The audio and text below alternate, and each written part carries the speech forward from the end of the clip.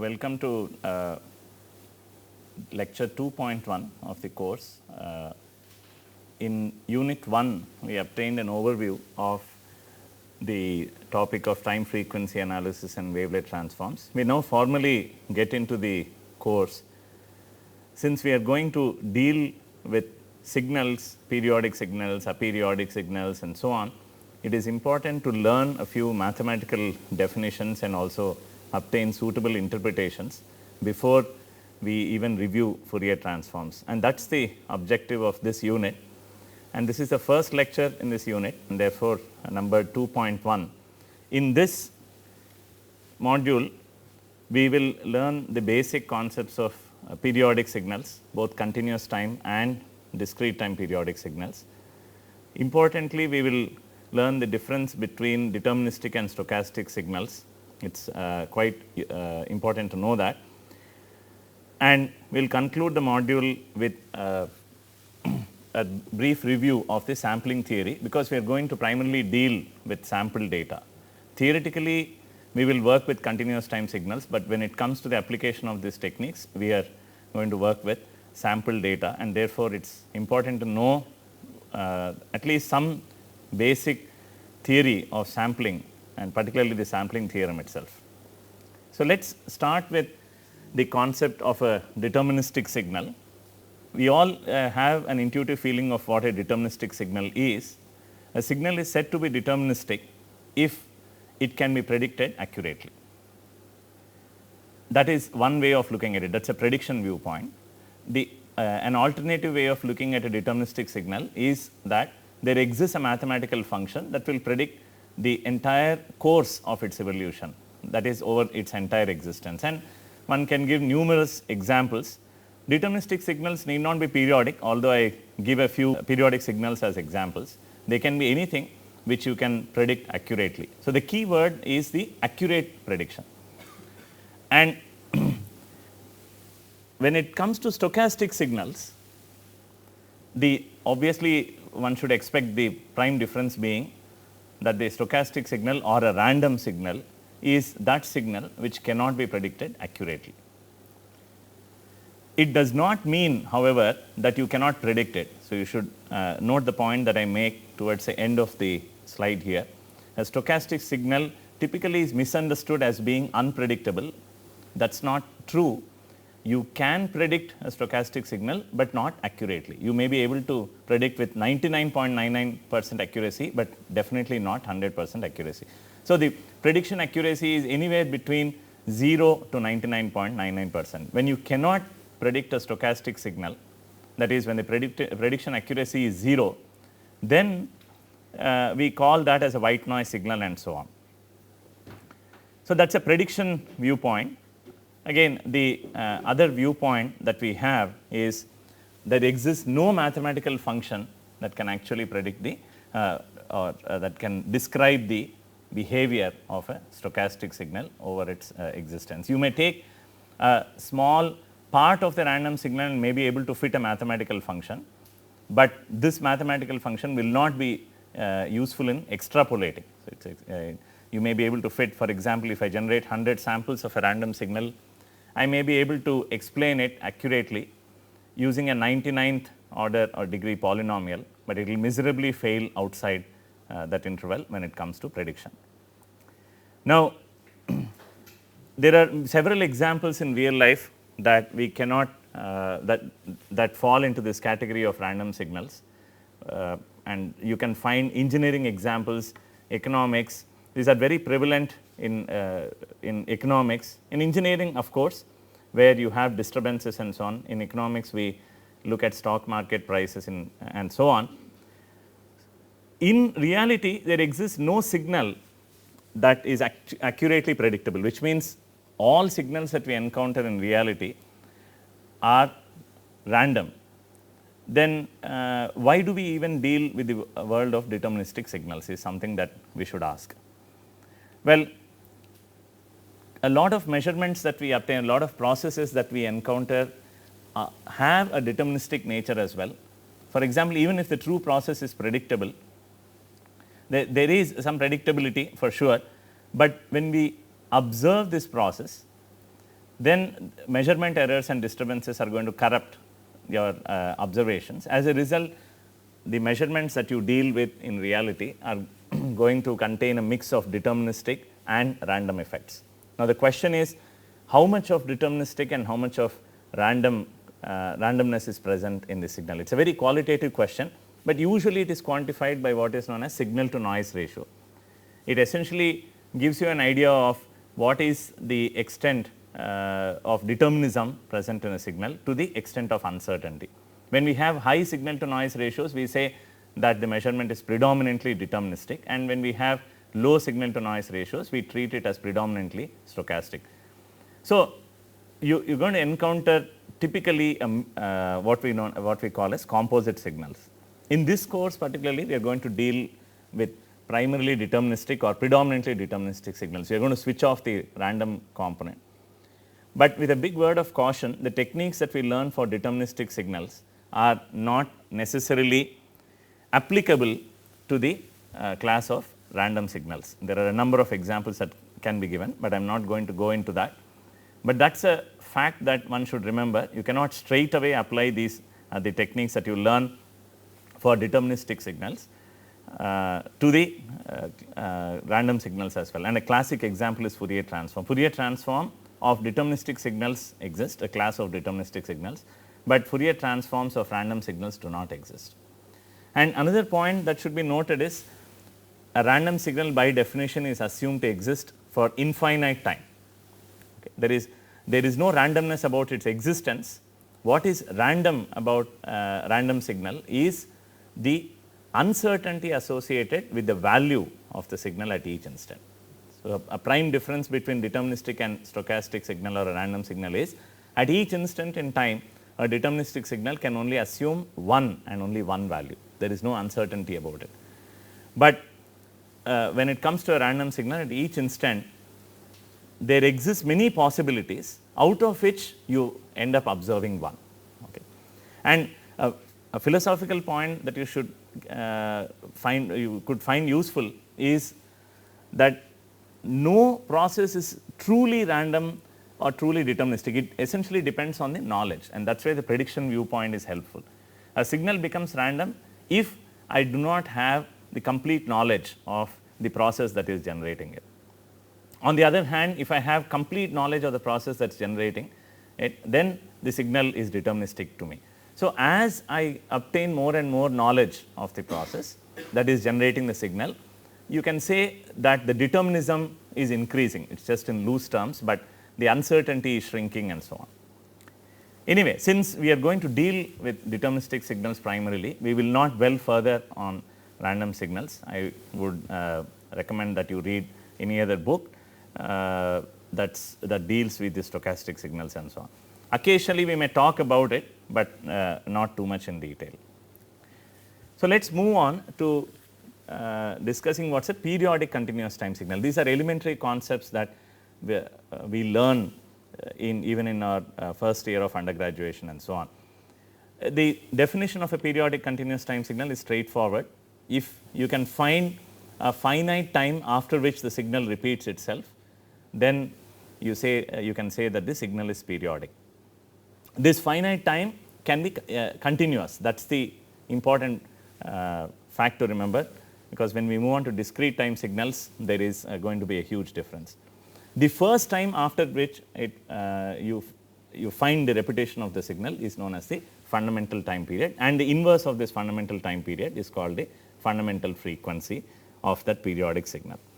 There are again several examples that one can give. As you can see here, there are sine signals and there are other square, rectangular signals and so on.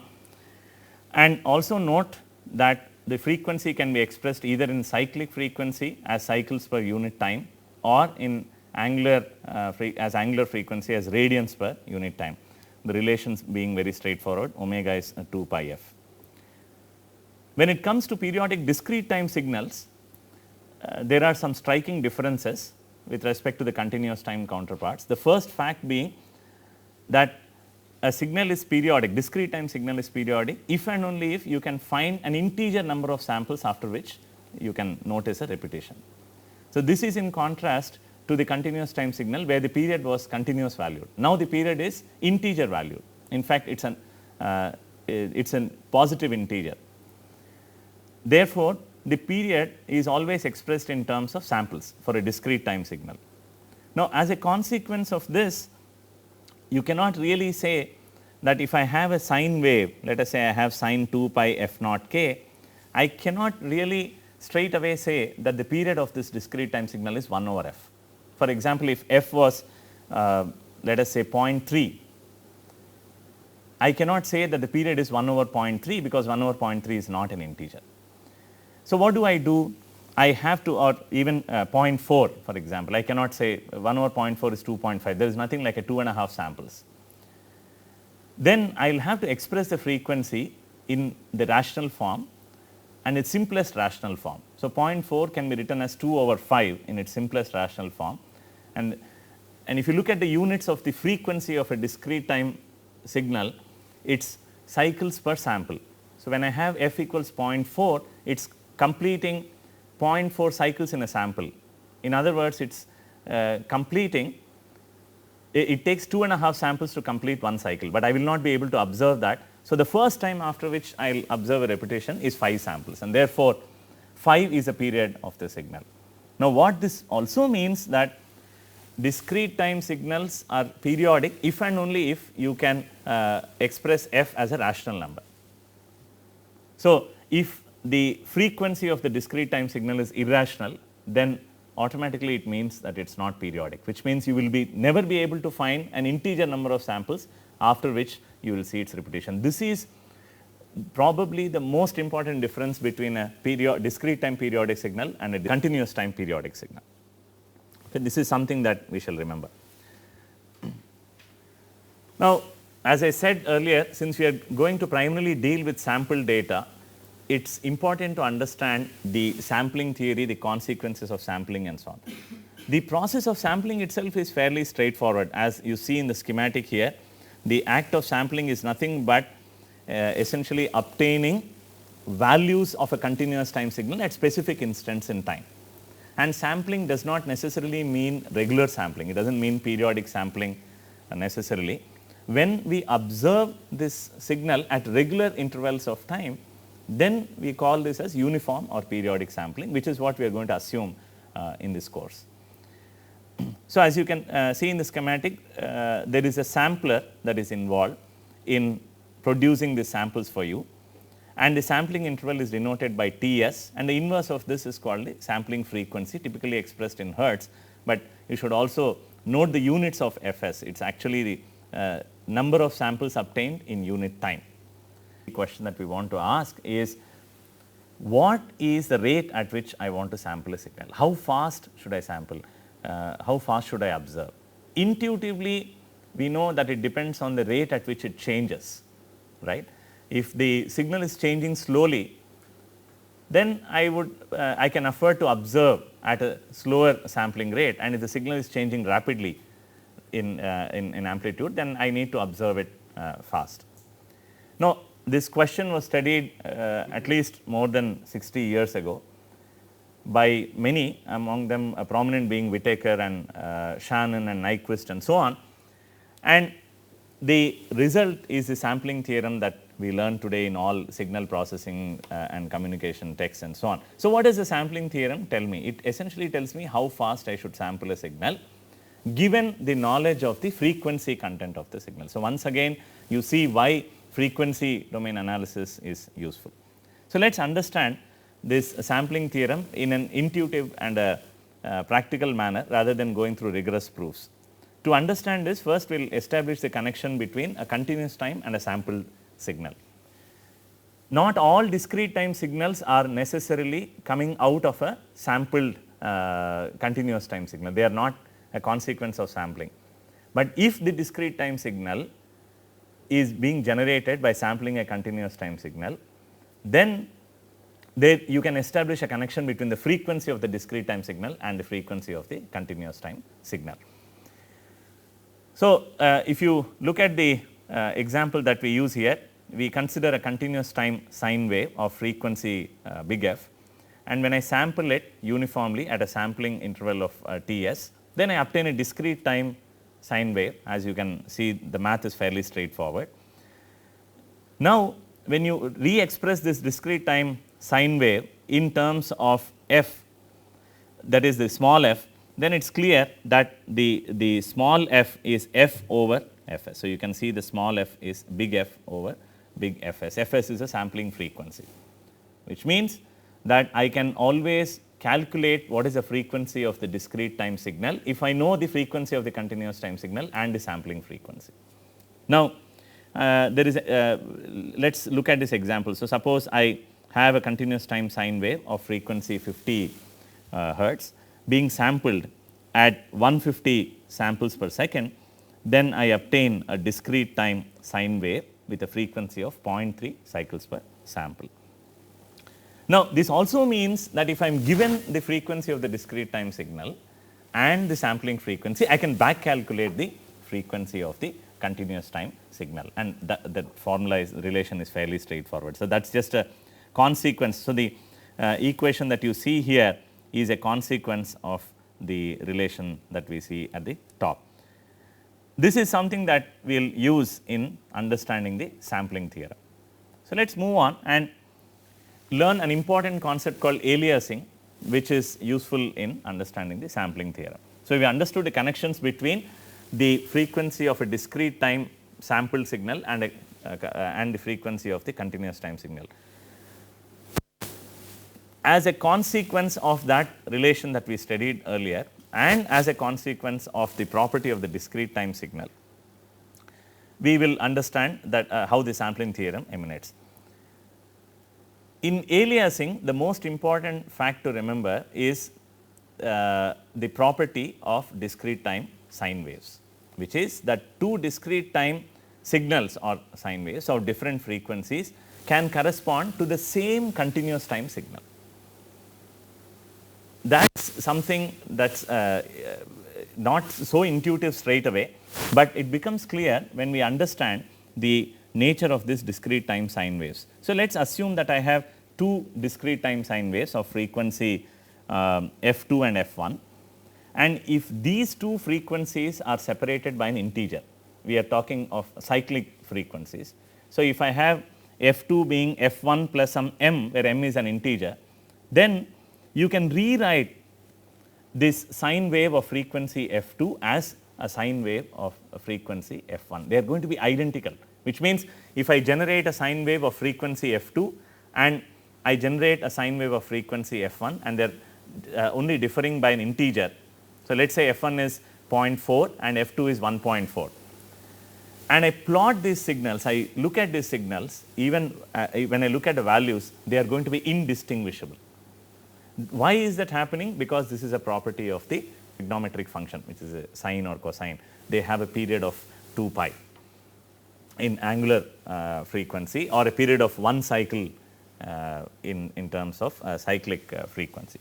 So, what this means is that not all discrete time signals or sinusoids are unique. Only those signals in the frequency range 0 and 1, either you include 0 and exclude 1, or you exclude 0 and include 1. Typically, we include 0 because that corresponds to easy understanding of a DC component. So, 1 is excluded, and that is why you see that I have a parenthesis for 1 and a square bracket for 0, or you could say minus 0.5 to 0.5. Any frequency range of interval 1 with 1 will contain sine waves that are unique. That means no two sine waves in this interval are going to be identical.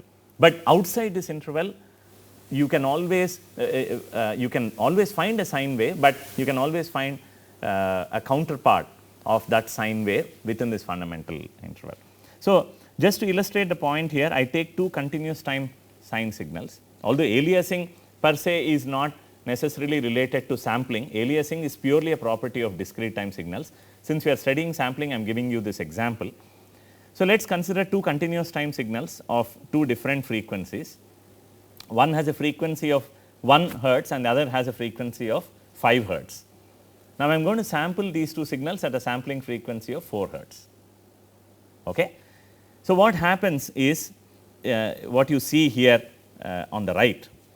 The blue signal on the top and the, corresponds to the sample version of the blue or the solid continuous time signal that you see, which is 1 hertz, and the red one at the bottom corresponds to the sample version of the discrete continuous time signal, which has a high frequency.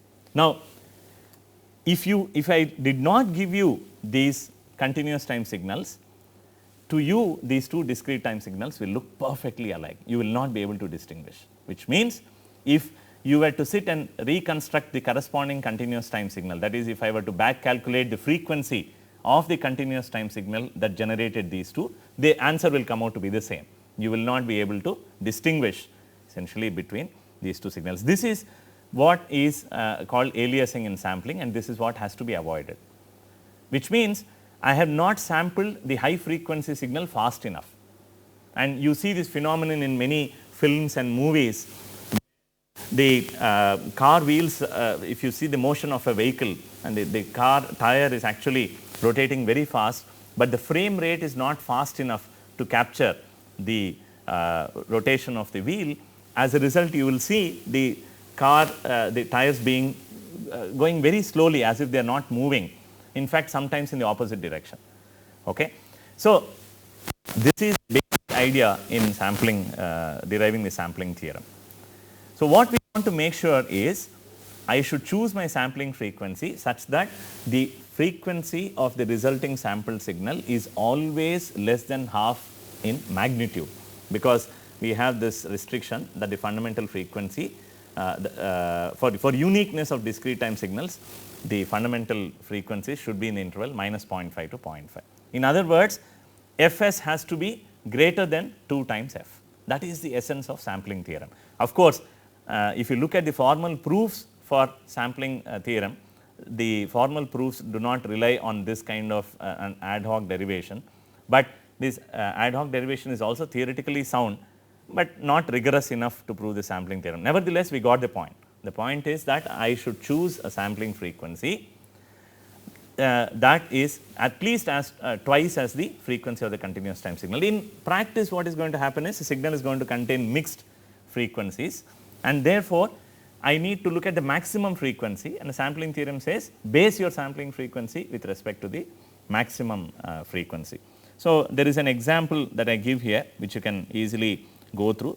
The maximum frequency in the continuous time signal is 50 hertz, and therefore, at least I should choose 100 hertz. In practice, I choose much greater than this. So, a quick note on what is the situation in reality. Situation in reality is that I do not know the maximum frequency a priori. So, what is done is there are going to be anti-aliasing filters that are going to be placed in your sampling line, which will clip the maximum frequency based on the prior knowledge of the process, and then the sampling is performed. Now, a very quick note, I will conclude with the concept of Nyquist frequency, which is nothing but a corollary of the sampling theorem. If I am given the sampling frequency and I am asked what is the maximum frequency that I can recover unambiguously, then that is half the sampling frequency. That is fairly obvious from the sampling theorem. This half the sampling frequency is known as Nyquist frequency. So, with this we come to the conclusion of this module, where we have learnt the concepts of deterministic, stochastic signals, periodic continuous time and discrete time signals, and also we have looked at the sampling theorem a bit more in detail. In the next module, we are going to learn concepts such as autocovariance functions for deterministic signals and energy and power densities, as well as energy and power signals. Thank you.